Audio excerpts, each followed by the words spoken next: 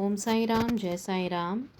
बाबा की कृपा से मैं साई मंजू आज आप सभी को एक बहुत ही अनोखी प्यारी बाबा की लीला बताने आई हूँ। ये हमारे साथ शेयर की है हमारी अपनी मर्सी आंटी ने। Thank you Mercy aunty for sharing this beautiful Leela.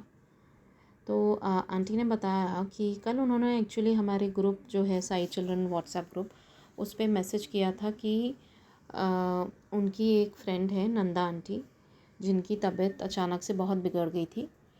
तो उनको ना सांस लेने में बहुत प्रॉब्लम हो रही थी। तो आंटी ने हमसे कहा था कि आप लोग प्लीज़ सब प्रेयर कीजिए। तो हम सभी ने बाबा से बहुत प्रार्थना की और फिर उनका मैसेज आया कल। 2 दिन मतलब हो गए थे, सब पूछ रहे थे कि वो कैसी हैं आंटी। तो आंटी कह रही थी अभी तक मुझे अपडेट नहीं मिली, तो मुझे जैसे ही अपडेट मिलेगा मैं बताऊंगी। तो उन्होंने आंटी क्योंकि रहती दुबई में हैं और उनकी बेटी है आंटी की जो यहाँ पर मुंबई में रहती हैं इंडिया में। तो आंटी ने फिर बताया, आज सुबह उन्होंने मैसेज डाला था ग्रुप पे कि उनकी बेटी का फ़ोन आया था और उन्होंने बताया कि नंदा आंटी की जब तबीयत ठीक नहीं थी 2 दिन पहले, रात को 12:30-1 हुए थे एंड वो अपनी घर पे ही थी। एंड घर पे उनको अचानक से बहुत मतलब रेस्टलेसनेस और ब्रीदिंग में प्रॉब्लम और पूरा पसीना पसीना हो गई थी। वो पूरे बॉडी में पसीना आ गया था। तो वो बहुत घबरा गई और बहुत हिम्मत करके जैसे तैसे करके वो अपने घर के मंदिर में गई और बाबा से प्रार्थना की कि बाबा आप इतनी तकलीफ़ ना दो, और अगर दे रहे हो तो आप या तो किसी को मदद के लिए भेज दो या तो फिर आप खुद आ जाओ मेरी मदद करने, क्योंकि मुझसे ये अभी सहन नहीं हो रहा है, मुझे इतनी तकलीफ़ हो रही है। तो ऐसा किया और फिर वो जो नंदा आंटी हैं उन्होंने, उनकी पोती है एक 7-8 साल की, उससे कहा कि मर्सी आंटी की बेटी उसी बिल्डिंग में रहती हैं उनके पास, तो उससे कहा कि जा तू उसे बुला ला। तो वो गई उसे बुलाने। रात के 12:30-1 हुए थे। तो वो मौसी आंटी की बेटी उनके पास गई और देखा कि आंटी को तो बहुत पसीना आया हुआ है एंड वो समझी कि इनकी तबीयत बिल्कुल ठीक नहीं है। तो उन्होंने अपनी नेबर आंटी को फ़ोन किया और उन्हें भी बुलाया कि चलो आप आ जाओ, तो हम इन्हें हॉस्पिटल लेकर चलते हैं। तो हॉस्पिटल में ले जाने के लिए वो घर से बाहर उनको लेकर गए और एक ऑटो में बिठाया। अब यहाँ से शुरू होती है बाबा की लीला। नंदा आंटी ने बोला था कि या तो आप मुझे ठीक कर दो, बाबा से कहा था, या तो फिर आप खुद आ जाओ मुझे हेल्प करने, कैसे भी मुझे बस इस परिस्थिति से बाहर निकालो। तो जैसे ही वो ऑटो में बैठी तो ऑटो के आगे एक स्कूटी पे एक बंदा, यंग सा लड़का स्कूटी चला रहा था, जैसे उनको रास्ता दिखा रहा था। हॉस्पिटल के रास्ते तक उनको लेकर गया, हॉस्पिटल तक लेकर गया और हॉस्पिटल के अंदर भी उनके साथ गया। नंदा आंटी को अंदर एडमिट करवाया। डॉक्टर्स ने उनको देखा और उनको थोड़ी देर रखा और फिर कहा कि इनकी तबीयत ज़्यादा ख़राब है और यहाँ पर हमारे पास इतनी फैसिलिटीज़ नहीं है, आप इन्हें बड़े हॉस्पिटल में लेकर जाइए। तो फिर वो बंदा वहीं खड़ा हुआ था। वो कौन था, कहाँ से आया था, किसी को पता नहीं, लेकिन इनकी फैमिली नंदा आंटी की और मौसी आंटी की बेटी वो भी वहीं थी। तो मौसी आंटी ने बताया कि जो नंदा आंटी के हस्बैंड हैं वो वहाँ से हॉस्पिटल से जब डिस्चार्ज हो रही थी पहले हॉस्पिटल से, तो उनको हॉस्पिटल वालों को बिल भरने गए। तो वो लड़का वहाँ पर गया और उनसे कहा कि अंकल आप मत दो पैसे, मैं देता हूँ, क्योंकि आगे हॉस्पिटल में भी आपको लगेंगे ये पैसे, तो आप अभी मैं भर देता हूँ, आप जाइए।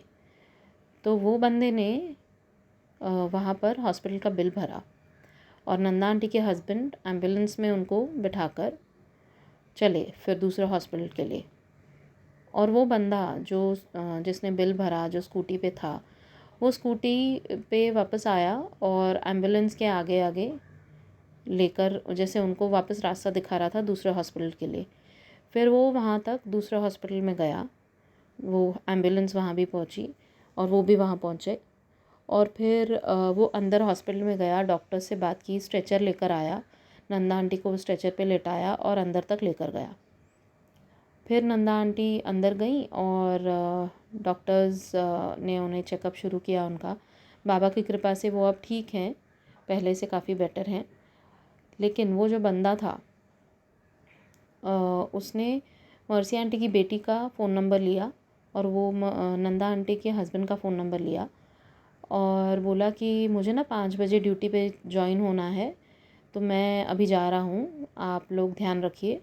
और तो मौसी आंटी की बेटी ने उनसे पूछा, आप यहीं कहीं पास में रहते हैं? तो उन्होंने कहा नहीं, मैं अपनी एक्चुअली बहन को छोड़ने आया था। अब सोचिए, रात को 12:30-1 बजे से जो बंदा इनके साथ घूम रहा है आगे आगे, कौन है किसी को पता नहीं, और वो कह रहा है कि मुझे 5 बजे ड्यूटी ज्वाइन करनी है, इसलिए मैं अभी जा रहा हूँ, आप लोग ध्यान रखिए। तो वो और कौन हो सकता है सिवाय बाबा के? मुझे बोलते बोलते भी मतलब मेरे रोंगटे खड़े हो रहे हैं और मुझे रोना आ रहा है, क्योंकि बाबा, अब बोलते हैं ना कि सच्ची पुकार इतनी सुन लेते हैं जल्द से।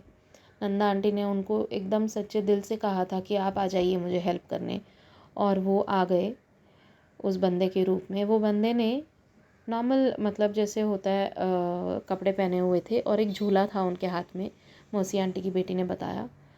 वो बाबा नहीं तो और कौन थे, आप लोग ही बताइए। तो नंदा आंटी की तबीयत अभी उनकी कृपा से बहुत अच्छी है, बाबा की कृपा से। एंड आप सभी प्रे कीजिए कि वो जल्द से जल्द ठीक हो जाएं और उनकी हेल्थ हमेशा अच्छी रहे।